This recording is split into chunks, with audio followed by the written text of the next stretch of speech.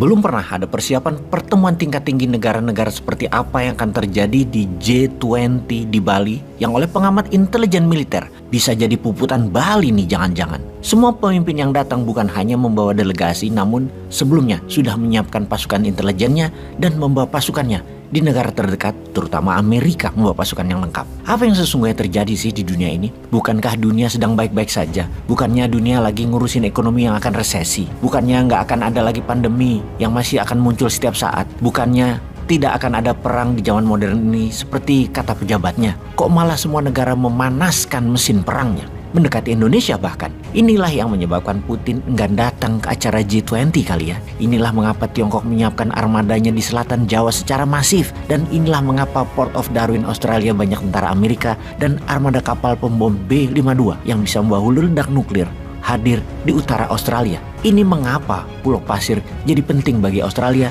karena armada lautnya bisa ngumpet terdekat dengan Bali dari sana.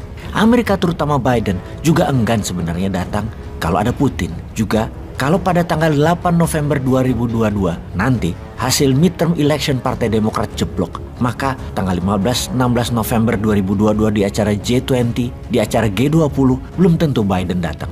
Biden bisa hilang selera dia. Kecuali acara G20 itu sebelum acara midterm election bisa nilai positif buat Biden. Kalaupun datang ternyata Amerika bagaikan bersiap perang di Bali armadanya. Full battle army.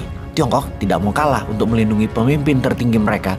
Mereka menyiapkan perlindungan kekuatan yang tidak main-main. Semua tegang di G20. Kalau Putin tidak datang, kemudian Biden tidak datang, yang datang hanya Xi Jinping dan beberapa pemimpin negara papan tengah dan papan bawah. G20 nanti akankah ada resolusi atau hanya makan-makan bersama saja? Namun, kalau datang semua dan armadanya siap tempur semua, ini meeting atau mau perang sih? Oke, kita detailkan mengapa semua pemimpin negara besar tegang. Kita ke Asia Barat dulu. Kita semua tahu 8 minggu sudah Iran digoyang demo anti-hijab. Di awalnya anti-hijab namun sekarang menjadi political crisis di sana. Tekanan agama terlalu keras, dibatasi, dan banyak aturan agaknya membuat sebagian masyarakat Iran muak, terutama para pelajar. Para pemimpin agama banyak yang diserang anak muda dan di mana-mana di Iran saat ini terjadi demo. Untuk menangani demo yang meluas dan membahayakan sebuah rezim, banyak strategi bernegara. Salah satunya adalah declare war atau menyatakan perang agar fokus rakyat terbagi. Iran kali ini melakukan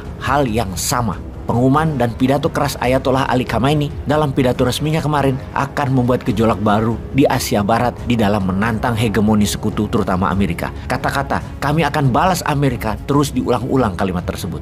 Apa yang mau dibalas? Meninggalnya pemimpin Garda Revolusi Iran Qasem Soleimani yang diroket pakai drone oleh Amerika yang dikirim melalui Saudi Arabia membuat Iran memendam amarah pada Saudi dan Amerika.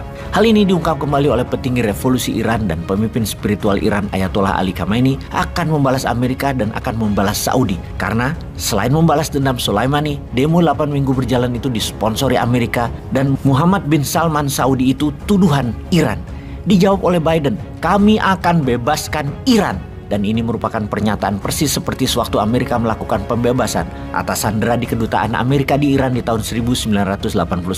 Sebuah serangan militer dengan codename Eagle Claw atau cakar elang membebaskan warga Amerika di Iran yang disandera selama 444 hari. Kali ini Biden mengatakan kami akan membebaskan Iran adalah rezim yang saat ini kemungkinan akan digulingkan yang diawali oleh demo. Rezim di Iran akan digulingkan Amerika. Sekedar mengingat, world orders selalu menggunakan kata-kata kami akan membebaskan karena sang pembebas itu sesungguhnya the real penjajah. Iran bukan hanya menantang Saudi dan Amerika ternyata, bahkan Israel pun akan diserangnya. Inilah mengapa mendadak Saudi dan Israel mengadakan pertemuan tingkat tinggi berkali-kali dalam 2 bulan ini. Israel dan Saudi loh, menarik kan ya?